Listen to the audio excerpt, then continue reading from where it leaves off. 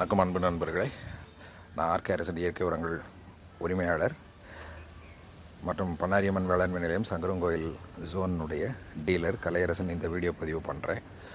புதிய ஒரு கருத்து செறிவோடு புதிய ஒரு வீடியோவில் சந்திக்கிறதுல சந்தோஷம். இன்றைக்கி என்ன ஒரு சப்ஜெக்டை பற்றி உங்களுக்கு சொல்லணும்னு நினைக்கிறேன் அப்படின்னா, நிலத்தை வளமைப்படுத்தக்கூடிய, மண்ணை செழுமைப்படுத்தக்கூடிய சில யோசனைகளெல்லாம் நான் கடந்த சில வீடியோக்குள்ளே சொல்லிட்டு வந்துக்கிட்டு இருக்கிறேன், செய்திகள்லையும் சொல்லிட்டு வந்துக்கிட்டு இருக்கிறேன். அந்த அடிப்படையில்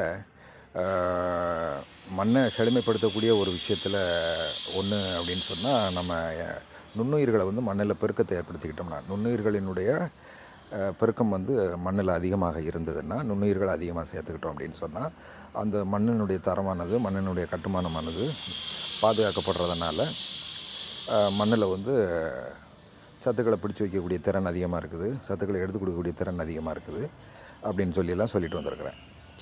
அது ஒரு வகையான வழிமுறை. மண்ணை செழுமையாக வச்சுக்கிறதுக்கு நுண்ணுயிர்களினுடைய பெருக்கம்ங்கிறது ஒரு காரணமாக இருக்கிறதுனால அதை ஒரு வழிமுறையாக சொல்லியிருக்கிறேன். இன்னொன்று பார்த்திங்க அப்படின்னு சொன்னால், நம்ம உரங்கள் கொடுக்கும்போது எந்த உரங்களை பயன்படுத்தினாலும் சரி தான், அதில் கெமிக்கல் உரங்களை பயன்படுத்தினாலும் சரி, அதே மாதிரி இயற்கையான உரங்களை பயன்படுத்தினாலும் சரி, இயற்கை உரங்களில் பார்த்திங்க அப்படின்னு சொன்னால் அங்கக கார்பன் அப்படின்னு சொல்லிட்டு ஒரு ஒரு ஒரு விஷயம் இருக்குது. அந்த அங்கக கார்பன் அப்படிங்கிறது என்ன அப்படின்னு சொன்னால், மண்ணில் கார்பன் சத்து ஒன்று இருக்கணும். மண்ணில் கார்பன் சத்து இருக்கணும். அந்த கார்பன் சத்துங்கிறது பார்த்திங்க அப்படின்னு சொன்னால், அது விவசாயத்துக்கு நேரடியாக உபயோகப்படக்கூடிய ஒரு சத்து அப்படின்னு சொல்ல முடியாது.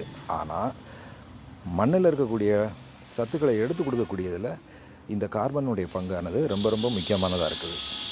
இது எப்படி நமக்கு அந்த கார்பன் மண்ணில் சேருது அல்லது மண்ணில் கிடைக்குது அப்படின்னு சொன்னால், பொதுவாக பார்த்திங்கன்னா இந்த கார்பனுடைய அளவு 1.5%லேருந்து 3% வரைக்கும் இருக்கணும். அப்படி இருந்ததுன்னா ஒரு மண் ஆரோக்கியமாக இருக்குது அப்படின்னு அர்த்தம். அந்த மண்ணில் எந்த வெள்ளாமை செஞ்சாலும் அது பயிர்களுக்கு தேவையான சத்து எளிதில் கிடைக்கும், விளைச்சலும் அதிகமாக இருக்கும் அப்படிங்கிறது விஞ்ஞான ரீதியான ஒரு உண்மை, நிரூபிக்கப்பட்ட ஒரு உண்மை, பழக்கத்தில் இருக்கக்கூடிய விஷயம். இந்த 1.5லேருந்து 3 அப்படிங்கிற அந்த ரேஞ்சை விட்டு கீழே வரும்போது, அதாவது 1.5க்கு கீழே போகும்போது மண்ணில் சத்தை எடுத்து கொடுக்கக்கூடிய திறன் குறையும். அது மட்டும் இல்லாமல் அந்த மண்ணில் நுண்ணுயிர்கள் வாழ்ந்துக்கிட்டு இருக்குதுன்னு சொன்னேன் இல்லையா, அதுக்கு அந்த நுண்ணுயிர்களுக்கு தேவையான ஆற்றலை கொடுக்கக்கூடிய மூலமாகவும் சக்தியை கொடுக்கக்கூடிய ஒரு மூலமாகவும் இந்த கார்பன் ஒத்தாசை பண்ணும், உதவி பண்ணும். இந்த கார்பனானது எங்கேருந்து நமக்கு கிடச்சிக்கிடும் அப்படின்னு சொன்னால், இயற்கையாக நம்ம பயன்படுத்தக்கூடிய ஆட்டுச்சாணம், மாட்டுச்சாணம், கோழியினுடைய எருக்கள், அதே மாதிரி பசுந்தாள் உரங்கள், இது மாதிரியான உரங்களில் இருந்தது அந்த அங்கக கார்பனானது கிடைக்குது அப்படின்னு நிரூபிக்கப்பட்ட ஒரு விஷயம். ஆகையினால எந்த உரங்களை நம்ம பயன்படுத்தினாலும் சரி, இந்த அங்கக கார்பன் கிடைக்கிற மாதிரி ஓரளவாவது நாம் இந்த குப்பை உரங்களை நம்ம பயன்படுத்திக்கிடணும் அப்படின்னு நான் ஏற்கனவே சொல்லியிருக்கிறேன். சரி, இந்த அங்கக கார்பன் அது எந்த அளவுக்கு சப்போர்ட்டாக இருக்குது அப்படிங்கிறதுக்கு நான் ஒரு சின்ன உதாரணம் சொல்கிறேன். இப்போ உதாரணத்துக்கு ஒரு மனிதன் இருக்கிறான், அவனுக்கு ஏதோ ஒரு மன அழுத்தம் இருக்குது. அந்த மன அழுத்தத்தின் காரணமாக ஒரு 2-3 நாள் சாப்பிடலை. திடீர்னு நடந்து போய்கிட்டு இருக்கும்போதோ ஆஃபீஸ்லேயோ வீட்லேயோ திடீர்னு மயக்கம் போட்டுறாரு. அப்போ மயக்கம் போட்டார் அப்படின்னு சொன்னால் நம்ம உடனடியாக என்ன பண்ணுவோம், ஒரு ஹாஸ்பிட்டல் கூட்டு போவோம். டாக்டர் செக் பண்ணி பார்ப்பார்.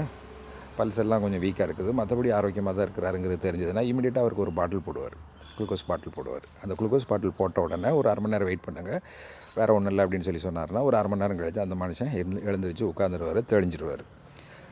ஸோ இது ஒரு எமர்ஜென்சி டயத்தில் அவருக்கு நேரடியாக அவருக்கு உடம்புல எனர்ஜி இல்லை, ஆனால் அவரை சாப்பிட வைக்க முடியாது அந்த நேரத்தில். ஆகையினால அவருக்கு இமீடியட்டாக டாக்டர் என்ன பண்ணார்னா ஒரு குளுக்கோஸ் பாட்டில் போட்டு அவருக்கு எனர்ஜியை கொடுத்து உட்கார வச்சிட்டார். இதே மாதிரி இப்போ இந்த சொன்ன உதாரணத்தை மனசில் வச்சுக்கோங்க. இன்னொரு உதாரணம் சொல்லிட்டு வர்றேன். அதாவது இப்போ நம்ம இப்போ கோடையில் நெல் எல்லோரும் போட்டுக்கிட்டு இருக்கிறாங்க. இந்த நெல் போட்டுக்கிட்டு இருக்கிற நேரத்தில் பார்த்திங்கன்னா நாற்றங்காலில் சில நேரங்களில் போட்டு நடுவு போடுற பழக்கம் இருந்ததுனால் அது அதை மையமாக வச்சு சொல்கிறேன். இப்போ உதாரணத்துக்கு பார்த்திங்கன்னா நாற்றங்காலில் நெல் போட்டு அது முளைச்சி பயிராகி நடுவைக்கு தயாராக இருக்குது. நடுவைக்கு தயாராக இருக்கக்கூடிய அந்த நெற்பயிரை நாம் பிடுங்கி கொண்டுட்டு இன்னொரு இடத்துல நடும்போது அந்த நெல் பயிருக்கும் இதே மாதிரி மனுஷனுக்கு ஏற்பட்ட ஸ்ட்ரெஸ் மாதிரியே அதுக்கும் ஒரு ஸ்ட்ரெஸ் இருக்கும், ஒரு மன உளைச்சல் இருக்கும். எப்படி சுகமாக இருந்த நாற்றங்காலில் இருந்து பிடுங்கி கொண்டு இன்னொரு இடத்துல நடும்போது ஒரு 10 நாளைக்கு அந்த பயிரை நம்ம தொடர்ந்து கவனிச்சுக்கிட்டே இருந்தோம்னா அந்த பயிர் அப்படியே படுத்துக்கிட்டு சுழண்டு போய் கிடக்கும். இப்படி பயிருக்கு எப்போ வந்து ஒரு இக்கட்டான கண்டிஷன் ஏற்படுதோ, சத்துக்களை தானே எடுத்து சாப்பிட்டுக்கொள்ள முடியாத ஒரு இக்கட்டான ஒரு சூழ்நிலை ஏற்படுதோ, ஒரு மன அழுத்தம் அதுக்கு ஏற்படுதோ, ஒரு ஸ்ட்ரெஸ் ஏற்படுதோ, அது மாதிரியான நேரத்தில் இந்த கார்பன் நம்ம அங்கக கார்பன் சொல்லி சொன்னோம் பார்த்தீங்களா, இந்த கார்பன் மண்ணில் கிடக்கக்கூடிய கார்பனானது அந்த சத்துக்களை எப்படி மனுஷனுக்கு பாட்டில் போட்டு அவரை எடுத்து உட்கார வச்சோமோ, எப்படி ஒரு டாக்டரு இமிடியேட்டாக ஒரு முடிவு பண்ணி அவரை குளுக்கோஸ் பாட்டில் போட்டு அவரை உட்கார வச்சாரோ, குளுக்கோஸுங்கிறது எமர்ஜென்சிக்கு கிடைக்கக்கூடிய எனர்ஜியாக அந்த மனுஷனுக்கு பயன்பட்டது. அதே மாதிரி தான் இந்த பூமியில் இருக்கக்கூடிய இந்த அங்கக கார்பனானது உடனடியாக அந்த பயிருக்கு சத்துக்களை எடுத்து கொடுக்கக்கூடிய வேலையை அது செய்யுது. அதுக்கு அங்கக கார்பன் தேவை அவசியமானதாக இருக்கிறது. ஆகையினால் அது மட்டும் இல்லை, பூமியில் இருந்த அங்கக கார்பன் இருக்கிறதுனால நுண்ணுயிர்களுக்கும் அது ஆற்றல் மூலமாக அது சக்தியை கொடுத்து நுண்ணுயிர்களையும் அது பாதுகாக்கும், நுண்ணுயிர்களுடைய வளர்ச்சிக்கும் அது ஒத்தாசையாக இருக்கும். ஆகையினால அங்கக கார்பனானது ரொம்ப ரொம்ப அவசியம். இந்தியாவில் பல இடங்களை சர்வே பண்ணி ஒரு ரிப்போர்ட் கொடுத்துருக்காங்க. அந்த சர்வே ரிப்போர்ட்டில் வந்து பார்த்திங்க அப்படின்னு சொன்னால் 1.5க்கு கீழே பல விவசாய இடங்களில் வந்து பார்த்திங்கன்னா 1.5க்கு கீழே வந்து அந்த அங்கக கார்பனுடைய அளவு இருக்குது. அப்படி அங்கக கார்பனுடைய அளவு குறைஞ்சிக்கிட்டே வருதுனால எதனால் குறைஞ்சிக்கிட்டே வருதுன்னா, குறைஞ்சிக்கிட்டே வருதுக்கு ஒரு ரீசன், இன்னொரு ரீசன் சொல்லலாம். என்ன அப்படின்னு சொன்னால், பொதுவாக நம்ம வந்து இந்த அதாவது இயற்கை இடுபொருட்களை, அதாவது இப்போ மாட்டுச்சாணம், ஆட்டுச்சாணம், இந்த மாதிரி கோழியினுடைய எருக்கள் இதுகளெல்லாம் நம்ம பயன்படுத்தாததுனாலேயோ, பசுந்தாள் உரங்களை நம்ம பயன்படுத்தாததுனாலேயோ இந்த அங்கக கார்பனுடைய அளவு குறைஞ்சிருக்கு அப்படிங்கிறது ஒரு ரீசனாக சொல்லலாம். இன்னொன்று என்ன அப்படின்னு சொன்னால், நிலத்தில் வந்து பார்த்திங்கன்னா விவசாயத்தை தொடர்ந்து நம்ம வந்துக்கிட்டே இருக்கோம் அப்படின்னு சொன்னால், இந்த அங்கக கார்பன் மேலே நம்ம எதுவும் ஒரு கவனம் எடுத்துக்கல அப்படின்னு சொன்னாலும் அங்கக கார்பனானது குறைஞ்சிக்கிட்டே வர்றதுக்கான வாய்ப்பு இருக்குது அப்படிங்கிறது சயின்டிஃபிக்காக எடுத்த சர்வே ரிப்போர்ட்டில் இருந்தும் சரி, சயின்டிஃபிக்கான ரிசர்ச்லேயும் கண்டுபிடிக்கப்பட்ட மண்ணை வந்து பரிசோதிக்கப்பட்ட பல மண்ணுகளை பரிசோதிக்கக்கூடிய இடங்கள்லேருந்து கிடைச்ச டேட்டா ரிப்போர்ட். ஸோ அதனால் வந்து பார்த்திங்க அப்படின்னு சொன்னால், இந்த அங்கக கார்பன் குறையிறதுக்கு தொடர்ந்து விவசாயம் வந்துக்கிட்டே இருக்கிறோம் அப்படின்னா, அந்த இடத்துல நம்ம அங்கக கார்பன் மேலே கொஞ்சம் கவனம் எடுத்துக்கிடணும். அதுக்கு எது அவசியம்? அங்கக கார்பனை பற்றி நம்ம முதல்ல என்னன்னு தெரிஞ்சுக்கணும். அதுக்காக இந்த வீடியோ பதிவு கொடுக்குறேன்.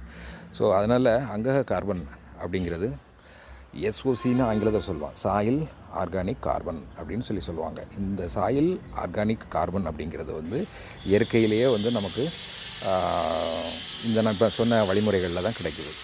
அனிமல்ஸினுடைய கழிவுகள், விலங்குகளினுடைய கழிவுகள் மூலமாகவும் பசுந்தாள் உரங்கள் மூலமாகவும் இந்த அங்கக கார்பனானது தேவையான அளவுக்கு கிடைக்குது. ஆகையினால் நாம் மண்ணை வந்து வளமைப்படுத்திக்கிடக்கூடிய ஒரு விஷயத்தில் இதையும் ஒரு கவனமாக எடுத்துக்கிட்டு நாம் எந்த உரத்தை பயன்படுத்தினாலும் சரி, ஆர்கானிக் உரங்களை பயன்படுத்துகிறவங்களுக்கு ஒன்றும் பிரச்சனை இல்லை, அது தொடர்ந்து ஈடுகட்டப்பட்டுக்கிட்டே வந்துகிட்டு இருக்கும். ரசாயன உரங்கள் பயன்படுத்தக்கூடிய இடங்களில் நண்பர்கள் இதை ஒரு கவனத்தில் எடுத்துக்கிட்டு இந்த அங்கக கார்பனுக்கு ஏதாவது ஒரு வகையில் ஈடு கொடுக்கணும். அதை ஈடுகட்டுறதுக்கு ஏதாவது ஒன்று செய்யணும். அது என்ன செய்கிறது அப்படின்னு சொன்னால், இப்போ நாம் சொன்னது மாதிரி கொஞ்சமாவது ஆர்கானிக் உரங்களை கொஞ்சம் கூட சேர்த்துக்கணும். அது நெல்லாக இருந்தால் துளி கலக்கும்போது சேர்த்துக்கலாம். அதே மாதிரி இதர பயிர்களுக்கு மக்காச்சோளம், பருத்தி இந்த மாதிரியான விஷயங்களெல்லாம் அடி உரத்தில் கொஞ்சமாவது அதை சேர்த்துக்கலாம். அப்படி சேர்த்துக்கிட்டோம் அப்படின்னா இந்த அங்கக கார்பனுடைய அவசியம் வந்து மண்ணில் பாதுகாக்கப்பட்டு அது வந்து தொடர்ச்சியாக வெள்ளாமைக்கு, விவசாயத்திற்கு அது உறுதுணையாக இருக்கும் அப்படிங்கிறத இந்த வீடியோ பதிவின் மூலமாக தெரியப்படுத்திக்கிறேன். நன்றி, வணக்கம்.